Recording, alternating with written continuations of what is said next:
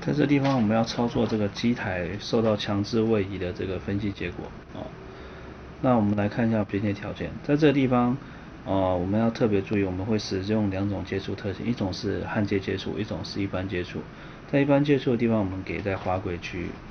滑轨接触区域，其他区域一样是使用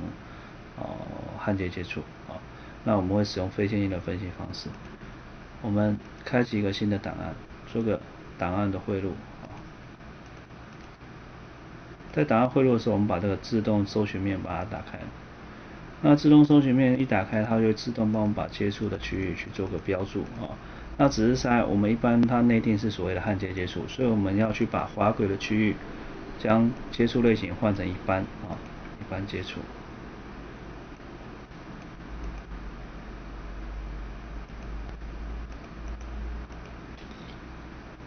换成一般接触。OK， 那整个材料的部分，我们把它假设设置成 steel 材料啊。那在这个开启操作界面的时候，我们可以去指定通用的内定材料。那如果说没有指定通用内定材料，我们可以在材料库去做个添加 steel 材料的方式也是可以再去做个指定。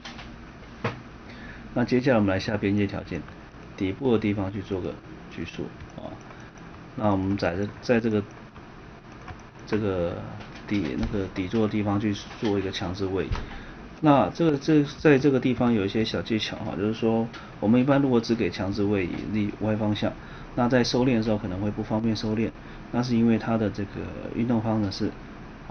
理论上最好有个拘束点。那在这个地方我会建议就是说我们可以把 X 跟 Z 方向的这个拘束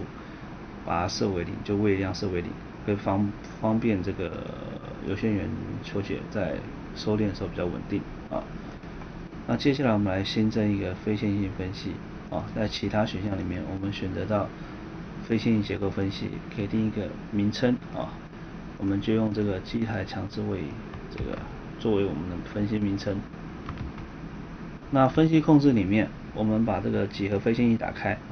几何非线性打开，那这是你的收敛方式确认，这时候我们就进行求解。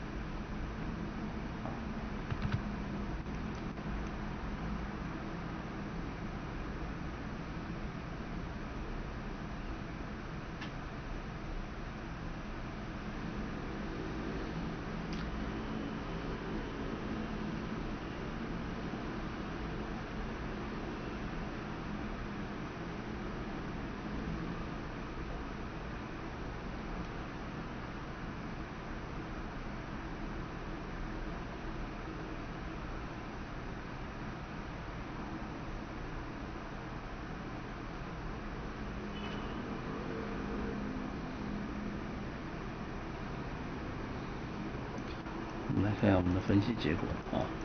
那这是它的分析动画，我们把它选择到世界变形这就是我们的分析动画。那我们在看这个分析结果的时候，我们想要看它的接触力这边我们可以选择导入分析结果，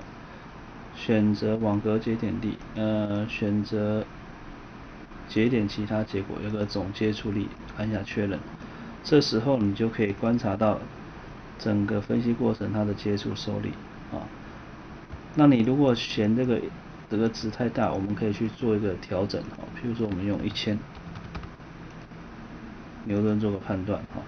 这样就会比较清楚知道接触力发生的位置